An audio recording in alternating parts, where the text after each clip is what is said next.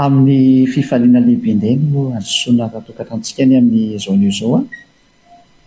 Ny ambasadran'i Yahosoa Elia no mandroso atotokatrantsika eo amin'ilay hoe ny Andriamanitry ny Abrahama ve miaraka amin'ny Koran'ny Silamo sa amin'ny Sefer Torah Jiosy. Izay no jerevantsika hatretsika ho any amin'ny lanitra zany, ho any amin'ilay Andriamanitra ny Abrahama, ilay namorona an'izao tontolo izao.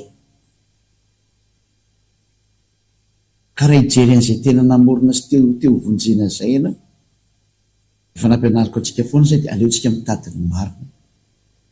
Mihaino ny marina dia tsy misy mamita tena intsony. Be loatra izay fitakefa nandeha izay aleo miverina amin'ny marina amin'izay dianimity. Ary fampianarana lalana fahatelo no fampianarana iarahantsika indray ny amin'izao anio izao.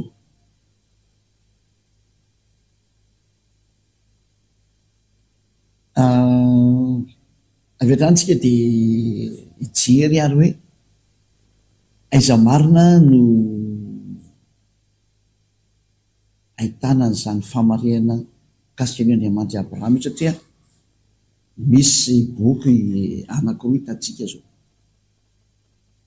samy miteny ny momba an'izany hoe i Abrahama. Hitantsika ny Sefer Torah Jiosy aloha izay efa tany aloha, ary ny bokin'ny Korana koa teoriana, samy miara miteny ireo. Ay zany ny tokony ho arahana zany, ay zany rehefa antena mipetraka. Satria samy manana ny fiteniny koa dia samy manana izay lazaina. Mazava ho azy dia tsy maintsy jerevantsika zany. Ary izay ny asan'ny Elia zay, izay no nanorahana ny Elia.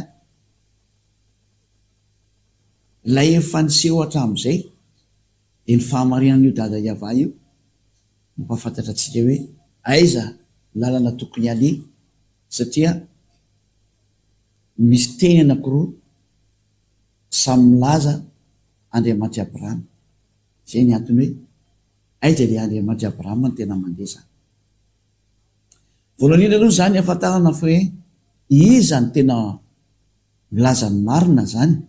Aitsika ny tena hijery ny marina dia tsy maintsy mijery foana ny tantara itsika zany, mbola araka ny soratra masina ihany koa sy araka ny zavamisy. Ny zavamisy zany dia mahita tsara mihitsy fa raha ny bokin'ny Jiosy izay mitantarany Abrahama dia efa tany amin'ny taona moins 2000 tany hoany zany nefa nanomboka an'izy. Izay ilay atao hoe Sefer Torah. Ka raha ny bokin'ny Jiosy tany amin'ny taona moins 2000 ary izay nampiny Mose taty aoriana tany amin'ny taona moins 1500 tany hoany, dia précision moa zany dia efa ela loatra moa ny dady ka dia sarotra be no précision zany, fa manodidina eo daholo ny fisian'izy. Tsy moa daty hoe tany amin'ny taona moins 1800 tena nisy ny bokin'ny Abrahama, tany amin'ny taona moins 1300 tany hoany ny bokin'ny Mose. Mazava zany efa tany aloha daholo zareo efa samy tany amin'ny andro tranainy. Ka rehefa samy tany amin'ny andro tranainy zany dia tsy misy tsony zany ny tokony teny antsika hoe misy mbola tany alohan'izay. Zareo zany ny tany aloha, zany hoe ny bokin'ny Jiosy izay tranainy zany dia mazava ho azy fa any amin'izay tranainy foana misy ny marina. Ka iza moa zany afaka hiteny hoe tsy marina io, satria ilay zahatra hitantsika fa efa tany aloha tany io. Ary izay rehefa fampianarana faharoa meko nareo teo hoe nararotin'ny olombelona, nararotin'ny olona izay tsy fantatra mihitsy ina aloha ny antony tonga azanao an'izany, ny fiatezeran'ny dada Iava tsy nety niaraka tamin'ny Israelianina. Ka rehefa tsy niaraka tamin'ny Israelianina intsony dada Iava dia nararotin'ny olona amin'izay no vaina ianarana. Izany hoe nanao izay mahatezitra ny dada Iava io daholo ny olombelona rehetrarehetra. Ka mazava azy fa io dada Iava io fa miteny mihitsy hoe ny voninahitro tsy meko ny hafa ary ny anarako tsy azo lotoina dia tsy anaiky an'io noviana izy. Ary izay ny natongavany Elia ankehitriny anamarina an'izay teny izay, anapirofo an'izay teny izay, ampafantatra an'izay teny izay hoe tsy manaiky an'io mihitsy io dada Iava io, na ino no teneninao, na inona ho ambaranao dia tsy hoe kely noviana ty sary mandeha ty. fa izy ihany angeny nandro ihany any zanak'Israely ka raha mborita koa fa miveriny azy zao fa fanazimbazimbana anazy zao dia tsy maintsy ho avy koa ny fikapohana mafy izay ataony ary ity tsy vita ny fikapohana ntsony fa tena fandringana sy fandravana andreo zay rehetra nanao tsinitsinina anazy satria efa namoaka teny hoe ny voninahitro tsy azo lotoina ary ny anarako tsy meko ny hafa ka raha iaiavano anarany dia tsy azo nohovaina zavatra hafa zay ka zay raha tonga tsika mijery hoe aiza zany nentana le orizinalina ny izy dia tsy maintsy miveny amin'ny sefertorany jiostsika fa tany nahitana any anarany hoe iaiava ary izay niantso an'izany anarana izany tahaka ny ambasadiovany Ahosoa Elia izay misy olo tena ny dada malala iaiava amin'ity planeta teranareo ity dia nilaza fa izay niaraka tamin'io Andriamanitra nitoriny Elia zao dia afaka ny fahotana laza tsy nanoteny-tsony ary lasa parfait homme parfait ary izay mihitsy moa tanjon'io Andriamanitra marina io mahatonga ny olona akaiky ho lasa parfait ho lasa tsy manoteny-tsony ho lasa tsy manao ratsy intsony ary izay mihitsy ny tanjona satria rehefa hitantsika hoe tsy mihaino ny mpanota izy io zay aloha anankiray zay fa mbola napofa ratsy ohatra masina hoe ity misy linina na ny hoe sorotrasa anankiray koa mahitsy be akoatran'izay taona izay ny sorotrasa anankiray ary zay moa nafatahany Andriamanitra hoe marina izy io satria ny tanjona dia tonga ny olona tsy ho mpanota lasa homme parfait dans toute son perfectionnement zany hoe tena olona tena parfait mihitsy ny sanzana izy tsisy problème mihitsy ny fahamasinana ary olona masina olona marina olona tanteraka satria izay ny tanjon'io Andriamanitra Abrahama io satria izay no nampiady anazy tamin'ny olona ka raha ohatra moa zany dia hiaraka aminao dia tsy maintsy lasa parfait mazava ho azy izany moa dia fanamarina mila antsika hoe lozika be izy zany ka raha ianao mahita lasa parfait zany angeny mampitsiriritra aleo tsy hoe zavatra vo misy voeritretina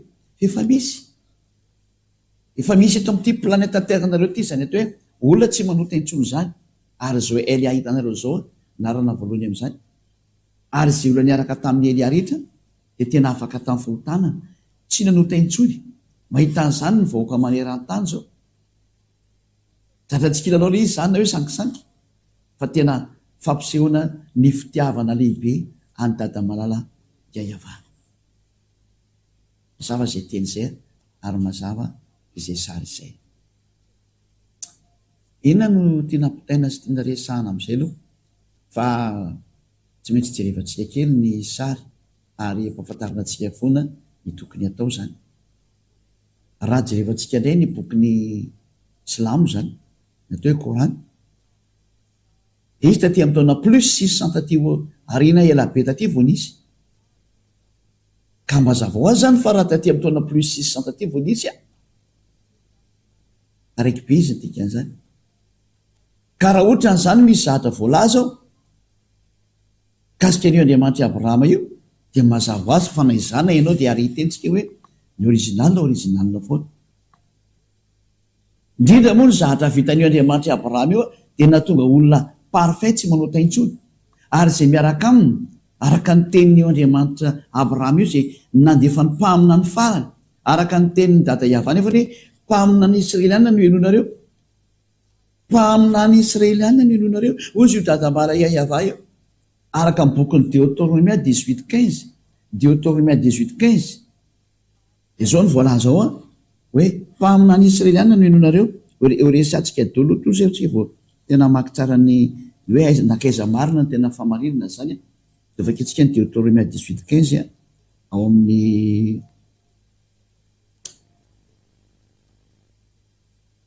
amin'ny soratra masina ny jiosy moa zany jerevantsika anazy raha nireo marika nareo fa za tsy mamoaka testamenta vaovao mihitsy retreto fa testamenta taloha ihany satria izay mihitsy nanapolofoko ny famarinana amintsika hoe tsy azonao toerana io Andriamanitra Abrahama io Andriamanitra niaraka tamin'ny Israeliana io Deutéronomia 18:15 dia zao ny voalaza ato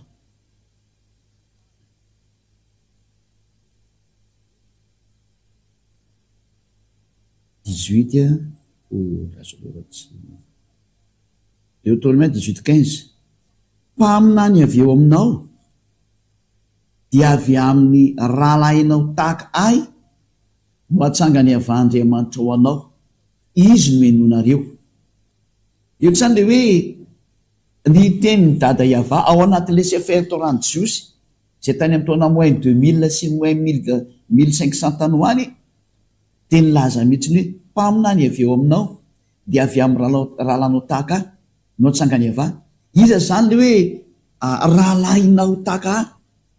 Dia mazava be satria lalànany Jiosy monko ity, koa lalànany Jiosy dia natokana ho an'ny zanak'Israely, ka raha ny teny ny soatra masina hoe dia avy amin'ny rahalanao tahaka ahy zany dia reto Jiosy reto na reto Israeliana reto no niresana amin'izany. Satria izao no voalazan'ny tenin'Andriamanitra any amin'ny bokin'ny Exodus 19 hoe Exodus 19 hoe ambarao amin'ny zanak'Israely ity didy sy lalàna ity. Zany hoe lay teny eo amin'ny bokin'ny Deutéronome 18:15 zany dia ambara ho amin'ny zanak'Israely, ka ilay rahalanao resana zany dia zareo Israeliana no resana amin'izany, satria ry zareo no tany anefitra tamin'io fotoana io, dia izy samy misy tany anefitra zany no ifampitondra, ka ny mitondra an' zareo zany dia reto mpaminany Israeliana reto ihany. Zany hoe samy sampirahalahy ihany no fidian'Andriamanitra ho lasa mpaminany ny ray amin'ny zareo na mety ny roa amin'ny zareo tsy fantatra, dia reny no mitarika anazy. Zay ny lalàna. Exodus 19 3 ka hatramin'ny 5. Exodus 19 3 ka hatramin'ny 5. Ary Mose niakatra ao amin'Andriamanitra dia niantso azy Iava tao tendrombohitra ka nanao hoe, izao no lazainao amin'ny tanàna Jakoba sy ambaranao amin'ny zanak'Israely: ianareo efa nahita izay nataoko tamin'ny Egyptianina izay nitondrako anareo tamin'ny ilatrin'ny voromahery ary nampakanesako anareo aty amiko. Dia 15.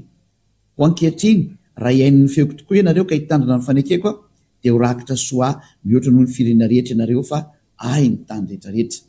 Mazava be zany eto ny teny fa nambara tamin'ny zanak'Israely le izy.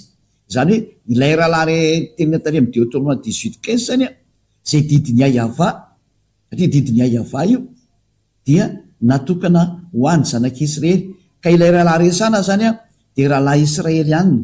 Zany hoe le olona voateny eo amin'ny Deutéronome 18:15 zany satria io didy ho an'ny zanak'Israely, dia Israeliana no mitandrina io fa tsy misy mahazo hiditra eo ny hafa firenena, tsy mahazo ataony hafa firenena mihitsy miteny hoe za io tenenina io na iry io tenenina io. Tsy mahazo manao an'izany ianao satria mazava be hoe natokana ho an'ny zanak'Israely ny didy folo sy lalàna Mose. Mazava be mihitsy io, tsy azonao toerina. Noho izany ilay mpaminany enona zany hoy dada Iava dia tsy maintsy mpaminany Israeliana. Lalàna sy didiny hoe Iava io zany. Zany hoe rehefa tsy Israeliana zany dia efa tsy mety, hatrany exclu mihitsy ianao. Mazava be io teny io. Zay no tonga nanteny taminareo hoe nararotina ny atezeran'ny dada Iava tamin'ny Israeliana, ka rehefa nisaraka tamin'ny Israeliana dada Iava nararotina amin'izay novaina io anarana io, nahodikodina amin'izay io teny rehetrarehetra io. Dia nampalelo be dia be ny olona tratra n'izany sarisary. Tenenako hoe tena ampy zay, ho avy ny fandringanana anareo. Zay no mahatonga ny Elia tonga manavitra faraparana, fa zatra tsy tana ntsony io, tsy sinazo atao ntsony, manavitra faraparana zao ny atao. Ka dia mbola misy ny fotoana ary olombelona izay mandria fitiavana ho aty. Zay ny antony mamerina ny sainareo hoe mba miverena amin'izay fa ampy zay. Ary tsy mety ntsony dada Iava, tsisy fandeferana intsony, fa na nareo manaraka ny Elia dia tsara indrindra zay. Rehefa tsy naraka moa zanareo dia andraso ny vokany ahy. Fa tahaka izao ihany nanjo ny zanak'Israely, naniovanovany eo anaran'io, niantso Andriamanitra tsy izy ary natonga an'io Iava io nisafoaka mihitsy, ary dia zava-doza ny hafarany tamin'ireo Israelianareo, ary tsisy nafantatra azy tsony dia niforona amin'izay io anarana be dehibe io. Zay no mahatonga ny Elia mampianatra hoe fitiavana ity, famerenana anareo hitodika amin'ilay tena izy ilay naharenareo Iava no anarany. Ary ny tanjona dia ho lasa tsy mpanota intsony nao fa tena olona parfait. Dia ny mpaminany farany aza, satria tsy resaka mpaminany, dia ny mpaminany farany dia ilay nantsoina tamin'ny arany hoe Yahoshua. Io no mpaminany Israeliana farany, ary io mpaminany Israeliana farany io no namoaka ny didy hoe lehilahy ray manambady vehivavy ray ary vehivavy ray manambady lehilahy anankiray ka raha vao mihoatra an'izay zany nivadinao dia efa tsy mety. Nanohitra ny teny Andriamanitra Abrahama sady ianao satria izay ny teny mpaminany Israelianina farany. Resatsika daholo zany fa alefako tsikerikely aloha teny dia todika misetrika any amin'ilay hoe aiza ary ny tena akoatra n'ity teny ity hoe ina moa mazava moa zany jefa noho ny amin'ity teny ity hoe mpaminany Israelianina dia raha vao tsy Israelianina zany le mpaminany efa tsy mety mihitsy izy. Dikainy eo bokin'ny Mose io ka na iza n'iza ninao Mose ary manaiky fa Andriamanitra Abrahama dia ny Andriamanitra Abrahama ihany ake ny Andriamanitra Mose ka raha niara-ny antso izy mianaka hoe iayava dia tsy azonao toerina zay, tsy azonao toerina mihitsy zay indrindra fa afaka amin'ny fahotana zay niaraka tamin'Andriamanitra eo ary lasa homme parfait. Dia ina moa zany ny anoeranao efa misy ny olona efa parfait amin'ity planeta terre ity ka inona moa zany ny anoeranao an'izany? Ianao nge zao no mampieritreritra raha ho toerinao zany hatsarana zany ary raha mitena mitady ny zavatra tsara ianao zany ny tsara indrindra. Mieritreretra anao zany ka za moa mamerina ny saina foana hoe matotonga zany Elia zany dia tady dio tantaran'ny Elia. Nareo koa raha maseoko mikaroka an'izay tantaran'ny Elia zay hoe mpanao inona zany Elia zany dia mazamia mikaroka any fa zany natao hoe mpamerina ny olona hitodika any amin'ny dada iayava. Zay ny asa dia zao ataoko zao ny asako tany aloha any ny averiko amin'izao fa maro-pitiavana ary zao tontolo zao mihitsy miara-verina ankehitriny. Izao tontolo zao miara-verina hitodika any amin'izany dadamana iayava zany isan'izany ianao zay. Fa Andriamanitra io tsy mihaino mpanota ary rehefa mpanota ianao efa tsipiny eny amin'ny ela ianao zay. Rehefa mpangaty ianao na mpisoloky na mpiteny ratsy mpiteny vetaveta mpigaka toka sy mpifoka sy gara sy maro samihafa efa any amin'ny ela ianao ny hafarana. Dia zava-misy tsy mety miaraka amin'ny mpanota io Andriamanitra Abrahama io zany anie ka tsisy na hiteny iny ianao na hiteny iny dia tsy misy mihitsy zany tsy miexiste zany ary izy tsy azonao forsena hoe forsena tsy maintsy miaraka aminao non tsy azo forsena izy. Ianao ny forsena hiaraka aminy dia manarany zay ny tenenina. Aitsika izao mahita hoe nitrana indrindra dia ny bokin'ny Jiosy ary tsy afaka tsy manota intsony zay miaraka aminy hita daholo le condition. Mazava zany fa ny anarana marina dia iayava satria zay ny afaka amin'ny fahotana. Zay koa ny ela indrindra zay ny voalaza ny soratra masina ny Jiosy ny Sefer Torah ny résultat hita tsy manota intsony lasa parfait. Ina moa zany hidivanao amin'izany? Iny ela izy tsy azo atao mihitsy ny miady amin'izany na anohitra an'izany fa ny ataonao mieritrereta tokony ho vonjena ianao dia meteza ho vonjena ary mitodika amin'ny olombelona rehetra mihitsy ny Elia hoe meteza ho vonjena indray araka amin'ny Elia amin'izay ho any amin'ny lanitra ny lanitra ho any amin'ny dadamany iayava. Faharoa diteny io dada iayava io hoe tamin'ny Abrahama hoe amin'ny taranakao no hitahiko ny firenena rehetra.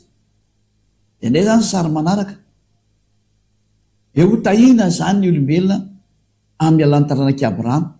Aiza izay fitahina zay no andeha any amin'ny taranaka an'izy dia tsy maintsy araka ny bokon'ny Sefer Torah foana ny jerentsika tia io ny tranainy indrindra. Tsy afaka hijery ny taty oriana mihitsy satria mazava ho azy efa misy ny tany aloha original ary mahafaka amin'ny fahotana zay mihitsy ny tanjona dia miverany original foana tsika rosika be zany zay efa tany aloha tany na ianao na ve mahita ny eo ty original dia aonamoana ny dia makany amin'tsy original kosa fa tsy solona be vavangeny ianao amin'izany evitr'izany ary zay le hoe lasa avinavina dia tolonao makaiza moa zany zao le avinavina iza zany ny azo tombony amin'izay anao fa tsy misy areotsika mitodika any amin'ny lay tena mahatonga atsika hoe ho tena voavonjy mihitsy zay fona jerevana zay ary efa migadona ny andro farany zao hitantsika eny fandeha ny fahatantarany teny dada iayava na io ady eo amin'ny Rosianina sy ny Ukrainianina io efa ty guerre nucléaire mananotanina ty efa fanapory foana fa migadona ny farany ka aokatsika samy ho tonga saina hiverina any amin'ilay famarinana fa tsy azakazaka ho any amanonao foana efa tombotra loatra ny andro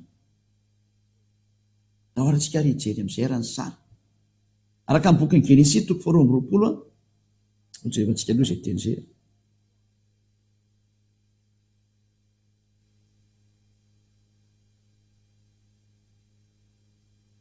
Genesis jerevantsika kely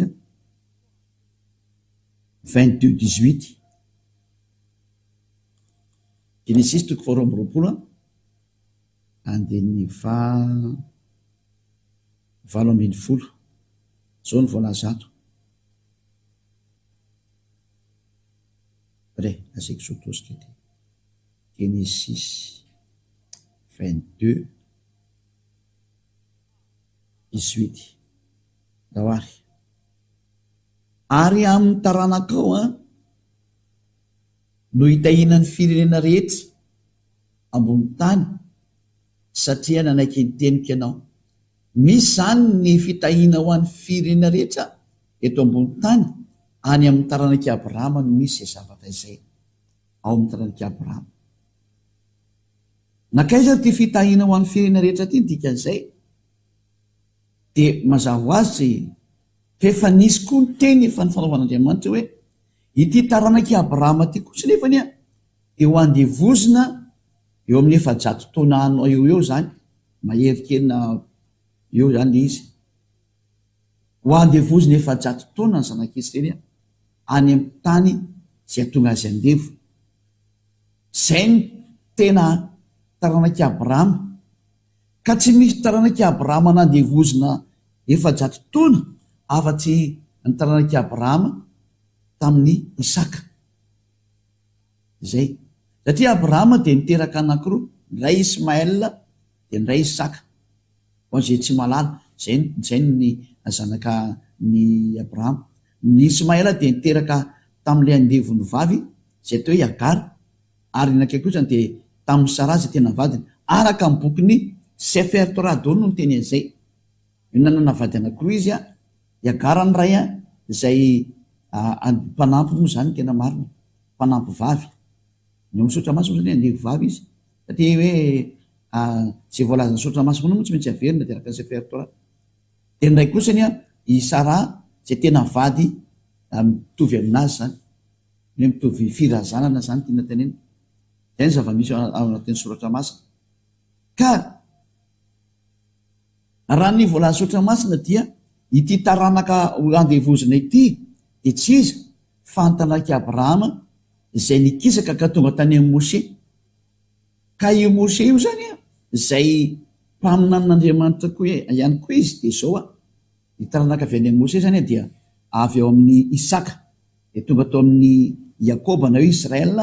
Dia Israel na Yakoba no niteraka 12 dia tao anatin'izay ny taranaka Levy, ary ny taranaka Levy no nivoan'ny i Mose sy Arona taty aoriana.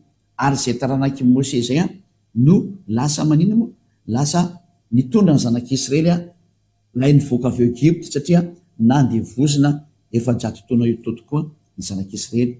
Ao jerevantsika ny soratra masina ao amin'ny boky Jeremiah hoe nakaiza ilay hoe fitahina ho an'ny firenena rehetra. Dia vaketsika ny Genesis firy moa zany 5:20 no vaketsika zany. Dia vaketsika mihitsy nareo amin'ny anokany ny voalohany zany.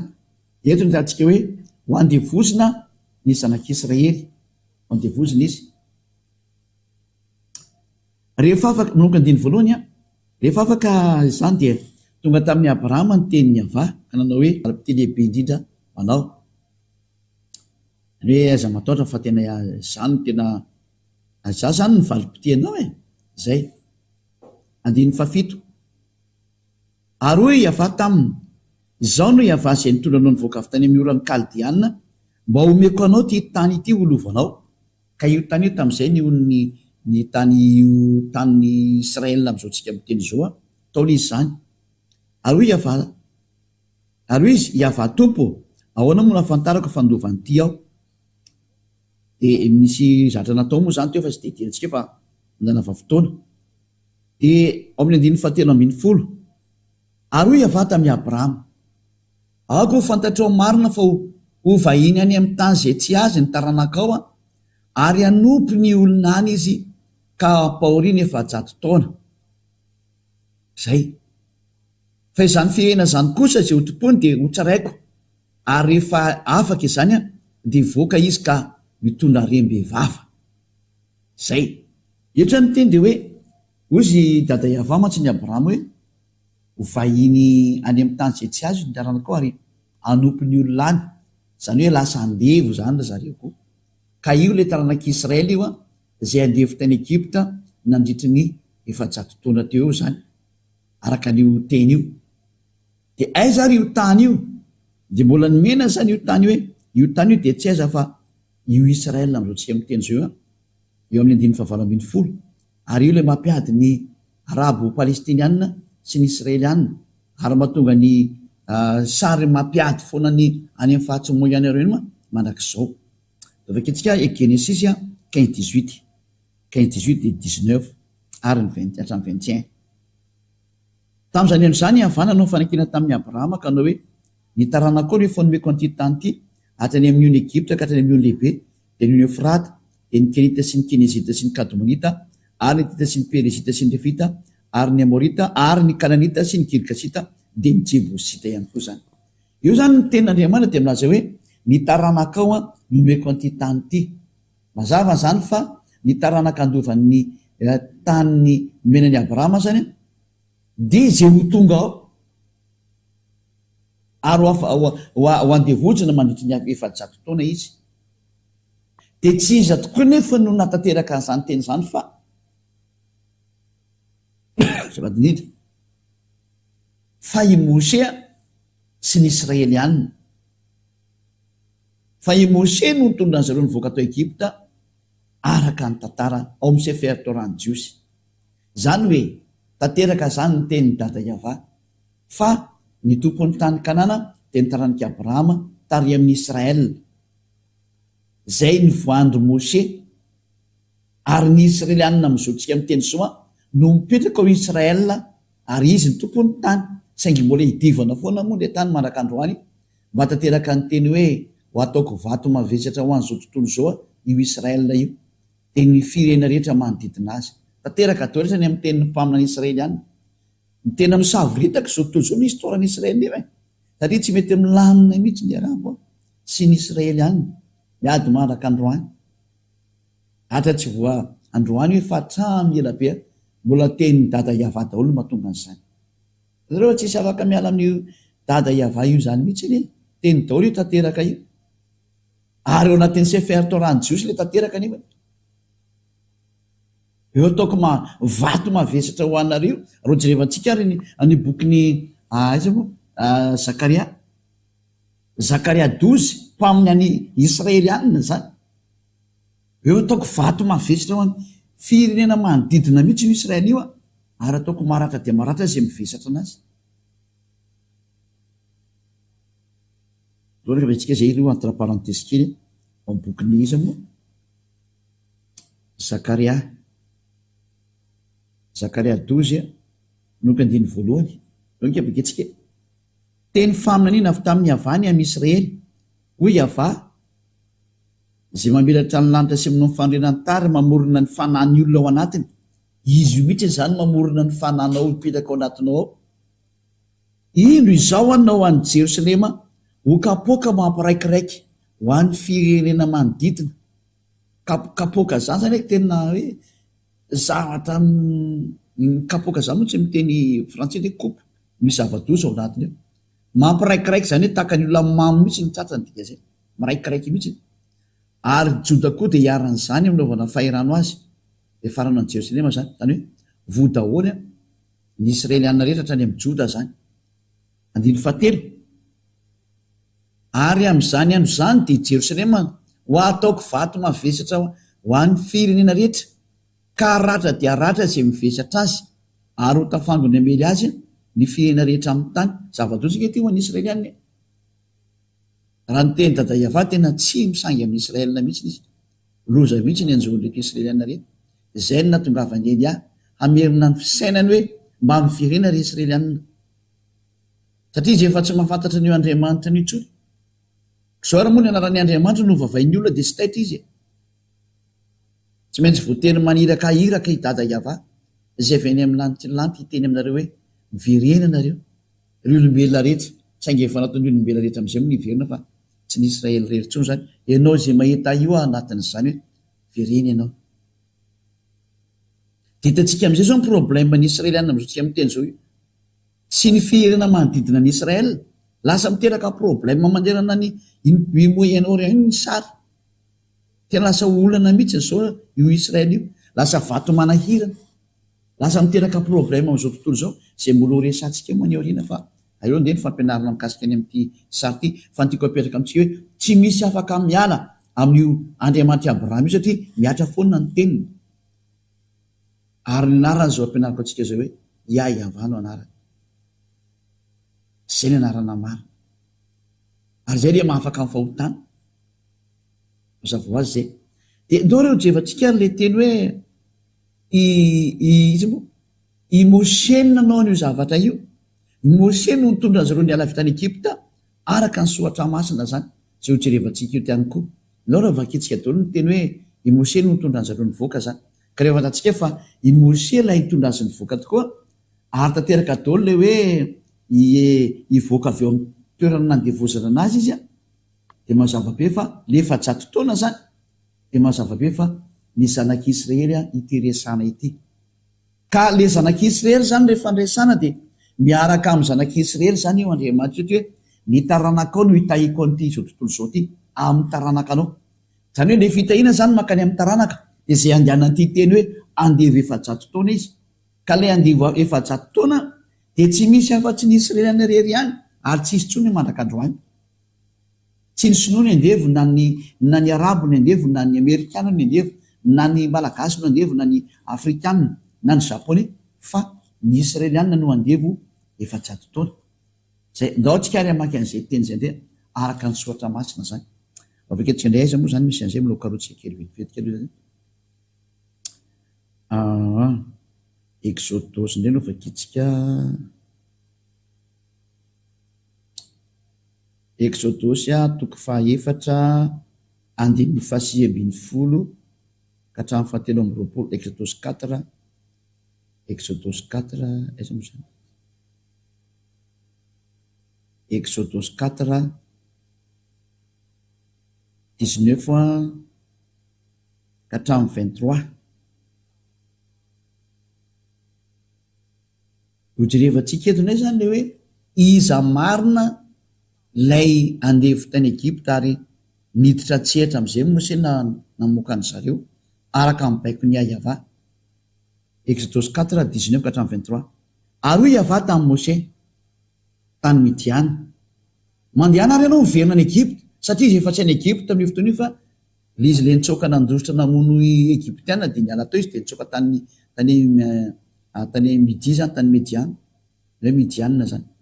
Mandeha anao miverina Egypta fa efa maty daholo ny olona rehetra izay mitady ny ainao satria izy le nenjen'ireo Egyptiana reo. Dia nalain'ny Mosè ary ny vadiny sy ny zanalahy ka nampitaingen'ny borika dia niverina ho any amin'ny tany Egypta izy ary nentin'ny Mosè teny an-tanany ilay tenin'Andriamanitra, ilay teny nisy tena teny an-tanany teny zany dia nampanaovan'Andriamanitra fagagarana azy. Zay. Eo amin'ny andininy 20. Ary hoe Iava tamin'ny Mosè, raha mandeha miverina ho any Egypta ary ianao, indrio ireo fahagagana rehetra ireo izay nataoko teo an-tananao dia ataovy eo anatrehany Farao. Fa izao andeha namafy ny fony ka tsy andefa ny olona mihitsy izy. Ka lazao amin'ny Farao hoe izao ny lazainy Iava, zanako lahy matoa Israely. Koa efa nolazaiko taminao hoe alefa soarany zanako mba hanompo ahy. Fa efa nandatsy andefa azy ianao, koa ino zao hamono ny zanako lahy matoa. Zay. Eto zany le teny dia hoe i Mosè mihitsy zany voahiraka hamoaka ny zanak'Israely hiala avy Egypta. Io zany izy fa zareo marina le andevo. Zareo le andevo efa-jato taona. Noho izany zany ny taranaka mitondra n'ity fitahiana Andriamanitra ity araka amin'ny boky ny Sefer Torah Jiosy izay original dia ny taranak'i Abrahama tary amin'ny misy an'i Mosè. Ka raha vao manaiky amin'ny Mosè anao dia tsy maintsy manaiky an'izany, tsy azo lavina. Raha zany dia lavinao Mosè. Nefa Mosè sy Abrahama ny ara-niantso Andriamanitra anankiray Iava natsoa dia tsy azony lavina izy fa raha fa mandany Mose ianao dia mandany Abrahama. Tsisy mahasamandany Abrahama moa mazava ho azy. Ka jerevantsika indray ny tony mbola misy tony mantsy io teny dore jerevantsika indray izay ny tony manaraka. Araka ny bokin'ny Exodosy toko 5 andiny voalohany sy ny faharoa. Exodosy toko 5 andiny voalohany sy ny faharoa. Dahoary vakitsika ary. Ary rehefa afaka izany Mose sy Arona dia nakao amin'ny Farao ka niteny taminy hoe izao no lazainy avandriamanitry ny Israely, alefaso ny oloko mba hanao any firavoravona ho ahy any anefitra. Zay zany hoe Mose zany nitondra azy ho any anefitra amin'izay. Io Farao hoe iza moa iavano eke teny andefasako ny Israely, tsy fantatra izay iava ka tsy alefako ny Israely. Zay izy zay. Dia hoy izy rahalahy taminy, Andriamanitry ny Hebreo efa nihaona taminay, totra rantitra ianao, aoka andeha lalaka telo any anefitra izay hamono zahatra atao fanatitra ho any avandriamanitra ay, fa andao izy hamelany amin'ny enti-mandingana na amin'ny sabatra. Ary hoy ny mpanjakany Egypta taminy, nahoana ianareo ry Mose sy Arona no mametraka ny olona amin'ny asany, manaketraka ny olona amin'ny asany, mandehana nareo any amin'ny fanomponareo mafy. Zay eo amin'ny tony hoe io rehefa maro ankehitriny ny olona eto amin'ity tany ity, ka ianareo mampitsahatra azy amin'ny fanompoana mafy, amin'ny fanompoana mafy. Zany hoe tsy nanaiky mihitsy zany Mose. Dia eo amin'izay efa raikitra amin'izay le ady tao dia nisy amin'izay ny fifandohana fampisehoana hery fampisehoana fahefana, tena ny fandohana amin'izay mihitsy zany ny hery tao amin'ny Mose, ny fandohana tamin'ny hery tao amin'ny Farao, fa tsy nahararaka ny tao amin'ny Mose novinaviny satria kio ary ny Andriamanitra nanary an'izao tontolo izao moa, namorona ny tany sy ny lanitra ary ny lanitra ny ambony any. Ataonao ahoana ny ady amin'io? Ary zany zao Andriamanitra maniraka ny Elia zao, io Iahava io ihany. Io ilay niresaka tamin'ny Abrahama io niresaka tamin'ny Mose io no maniraka ny Elia, mahatonga ny olona afaka amin'ny fahotana ary tsy manota intsony, lasa parfait izay miaraka amin'ny Elia. Satria Andriamanitra Abrahama io miaraka aminazy io ilay tsy tia fahotana, io ilay mitazona teny io, ary tena mitazona teny io tsy azo sangina Andriamanitra Abrahama io. Mazava be zany. Zay ny antony hoe tonga ny famonjena ho antsika maiza miaino amin'izay, fa migadona ny farany, sy mi manavoteny avotiny tenanao. Aza manaiky nizaniza tsony fa jereo marina fa nitanjona raha vao tsy tanteraka ianao tsy mahazo maka ny lanitra io, satria Andriamanitra Abrahama io dia Andriamanitra masina io, ary izy ny tompo-trano any.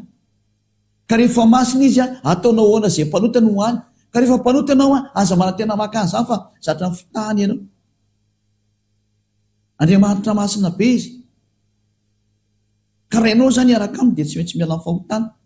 Mbola tsisy nafaka tamin'ny fahotana zany nizanizy. Tsy nisy Andriamanitra nafaka fahotana tamin'ity planeta terranareo ity, fa izy irery ihany no mafaka. Tonga izy ankehitriny naniraka ny mpanompony Elia, maiza miveriny-tsika aza. Zay ny teny kasika ny amin'ny jerevantsika amin'izany le hoe tanteraka ve io teny io sa tsy tanteraka? Valiny tanteraka. Jerevantsika amin'ny Exodosy 12 indray. Hoe tanteraka ve fa tena andevony zanak'Israely? Dia tanteraka ve fa tena hoe ary nitondra rem-behivava izy satria izay daholo ny teny io Andriamanitra io. Dia vaketsika ny bokin'ny Exodosy toko 12 vaketsika indray. Exodosy 12 izy ngamba misy an'iny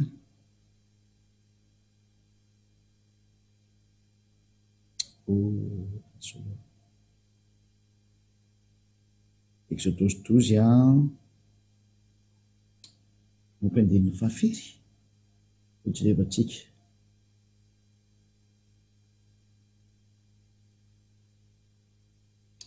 Andin'ny fahatelopolo vaketsika Exodosy 12 manomboka amin'ny 30. Ary ny foram-bola alina ary Farao dia izy sy ny mpanompony rehetra araky ny Egyptianina rehetra, fa nisy fidradradradrana mafy tany Egypta satria tsy nisy trano izay tsy nahafatesana, araka ny teny dada Eva hoe vonoko ny lahamatoany. Zay nefa matano izy dada Eva vonoko ny lahamatoany, fa izy tsy amelanareo andeha fa vonoko ny lahamatoany, maty daholo ny lahamatoa tao tanàna. Dia nampaka ny Mose sy Arona ary izy. Andiny faraka amin'ny telopolo indray izay zany. Raha mbola alina ka nanao hoe mitsangana dia miala eto amin'ny vahoakako ianareo sy ny zanak'Israely ary mandehanaka manompoana zany hava araka anao izay nareo zany. Andiny faharoa amin'ny telopolo zany zay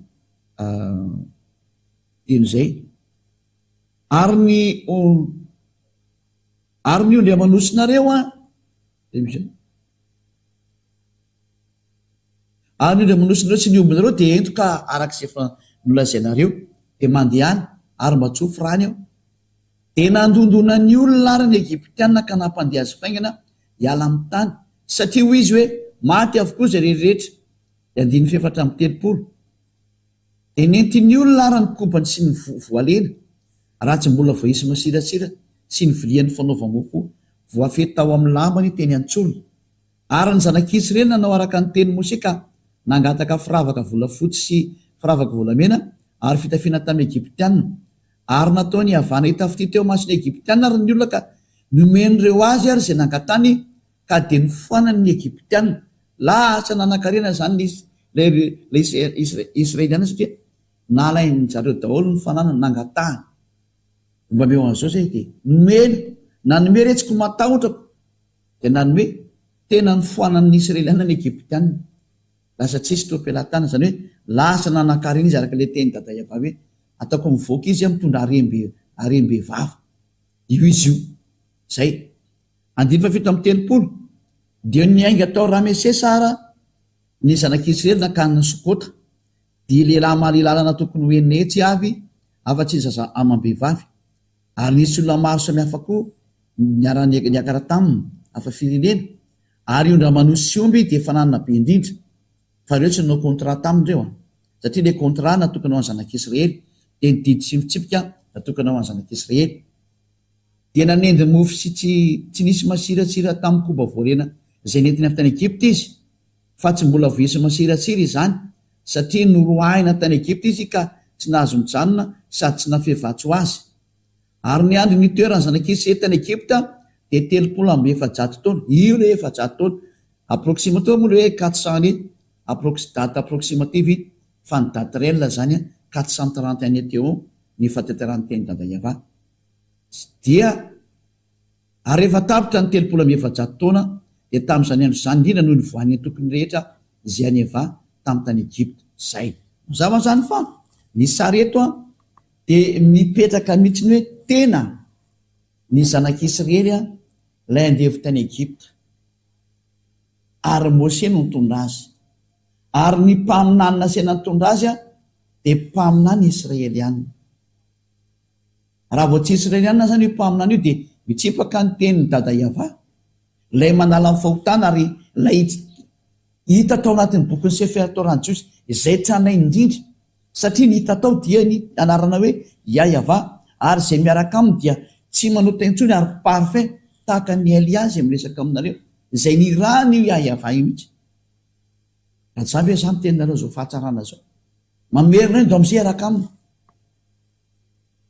miazaka zay araka aminy am'izay fa miverina izy io ary miverina tsy azo sangy fa miverina tena nyrava sy androdana sy anapotika ny Andriamanitra tsy izy rehetrarehetra efa ampy zay fampitahana zay be loatra le izy be loatra ny olona efa lasany amin'ny fahaverezana mandrakizay dia any amin'ny fahare mirehitra avy sy ny solofary fotoana ny famonjena zao zay ny aton'izao fanaporofona zao aza manaiky tsony zavatra fafa satria tena manome ny fanaporofona rehetra mihitsy zao hoe ry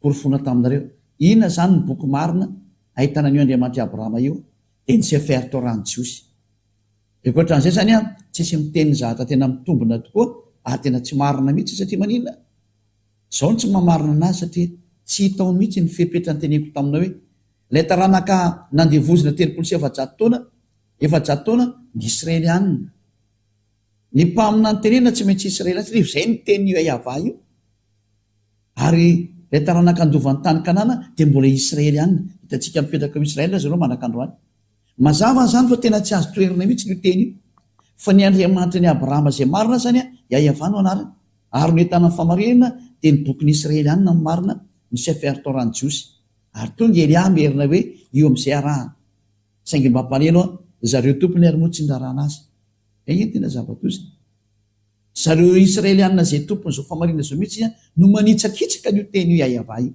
ary zay moa no nandroana ny zareo ary mandraka anao izy dia tsy manana herintsony hitazona ny herin'io teny io fa nilozan'Andriamanitra izy ary zany nandrana Elia hamerina amin'ny olona rehetra hoe tsy maty akory ny io Andriamanitra ny Abrahama Yahava io, ary tsy mety maty io, ary ny teniny koa tsy mety maty. Fa tonga ny fotoana ankehitriny hamerenana n'izao tontolo izao iverina amin'ny Andriamanitra Abrahama io Yahava no anarany. Ary zay fitanareo hitapoky tem-pirenena ny famarinana afaka ny fahotana izay miaraka aminy alasa parfait. Ary isan'izany zao ny tenin'ny mpaminana ny farany Israeliana zay fatidrindra, ny tenin'ny mpaminana Israeliana zay farany indrindra hoe Yahoshua zay mbola atoro antsika ny koa hoe lehilahy ray manambady vehivavy ray. Efa tsy parfait anao raha vao lehilahy anankiray manambady olona telo na efatra na dimy na folo, raha vao mihoatra indray dia efa tsy mety. Voatran'izany tokoa na namorany Andriamanitra ny olombelona araka ny bokatra any amin'ny Genesisy na ny Beresita ny Jiosy hoe lehilahy ray ho an'ny vehivavy ray ary vehivavy ray ho an'ny lehilahy ray. Raha vao zany dia efa tsy tanteraka ianao, vous n'êtes pas parfait. Ka izany teny rehetra izany no ampitaina amintsika ny amin'ny fahamasina sy ny fahamarina. Raisina tokoa nge ny raha hoe tena manana miaraka amin'izany Andriamanitra Abrahama zany tsy mety mampijaly io nge io e. Raintsika ohatra fotsiny any hoe na ianao manambady vehivavy be dia be io, dia ianao tsy eritreritra fa tsy alahelo ny anankiray amin'ireo, efa mitondra alahelo izy dia efa tsy mety nge zany. Zay ny tonga an'Andriamanitra hoe lehilahy ray ho an'ny vehivavy ray, ary ny fifankatiavana dia tokony hitovy.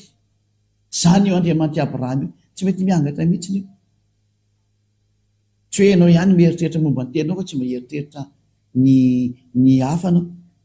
Zany le Andriamanitra Abrahama. Ohatra zao zany ny fitsangatsanganao, tsy menatra mihitsy ianao dia mitsangatsanga fotsiny zao, satria fitsangatsangana anie zany sary hoe tsy vadinao nefa mivadinao e. Zany zao fa fitsangatsangana zany. Efa zao dia maniry ohatran'ny anana zany, zava-doza amina tambo mihitsy iny. Anisan'izany zao hoe tsy mahaparfait anao daholo ny sary ohatran'izany. Ianao miteny ratsy, ianao misoloky olona io, na ianao misoloky olona io nge fa ratsy, mandainga mamitaka, zany efa tsy mahaparfait anao zany. Fa ny olona miaraka amin'ny Elia tsy manao an'izany tsony, tena parfait izy. Ary zay ny aton'izao fanambarana zao. Ary mahatonareo avotana ne lasa olona parfait. Iza moa ny olona tsy tia an'izany, fa izany miaraka amin'ny Elia lasa parfait anao. Tsy voatoriana hoe ampianarina, efa misy angely izy. Tsy hoe zatra vao atoro anao fa za rehefa iainan'ny olona zany ho an'izay efa miaraka amin'ny Elia rehetra rehetra. Mahafinaritra zany sary zany. Ary zany ny tao manantsika rehetra zany. Vita zany zay jereva manaraka indray hoe ho toizantsika ihany fa inareo foana toy hoe inona indray mbola fampianarana mikasika an'izay mbola tsy jerevantsika ho fanaporofona hoe miverena amin'izay amin'ilay Andriamanitra tena marina, ny Andriamanitra ny Abrahama Yahava no anarany. Ary arao ny tenin'ny mpaminana Israeliana. Fa raha vao zany dia tsy ao anatin'ny linina ny marina mihitsy hoe vous n'êtes pas dans la ligne de la vérité. Tsy ao mihitsy. Tena hors sujet mihitsy ianao. Ka zay ny asan'ny Elia mamerina anao ao mba ho voavonjy daholo ny olombelona rehetra satria efa any ny mpandringana, efa manao ny asany ny mpandringana, efa mandrava reo. Zay ny antony hamonjena ainganana rehetra rehetra satria tsy azonareo toerina io zavatra io, efa any izy any. Niany ny Elia amin'ny teny fotsiny ireo nefa ny azy efa atao. Ka samy mieritreritra atsika fa tena fanavotana zao. Manavitra ny olombelona rehetra Elia mialohan'ny anam-potena anareo. Ny aiza koa ny ampitombona zany dia ho hitantsika eny re. Aleo ny tantara indray ny ampiseho ny marina fa zay ny teneny Elia rehetra izy ho tanteraka zao. Anareo kely ny historan'ny Rosianina sy ny Ukrainianina io dia arao kely hatramin'ny farany. Efa nampianariko anareo fa ho maty ny Deutéranareo tao ambony tany. Dia ho hitantsika eo ny toy ny fanambarako teto daholo zany. Fa zay aloha ny amin'ny androany mazava zany teny fa rehefa tianao zany ny tena araka amin'ny Andriamanitra Abrahama ilay teny hoe Andriamanitra Abrahama ilay tena marina, dia ny anarany dia Yahava. Ary any amin'ny bokin'ny Sefer Torah no ahitanao anazy. Iny ny trana indrindra ary izay miaraka aminy dia tsy tia manao ratsy intsony ary tena lasa parfait.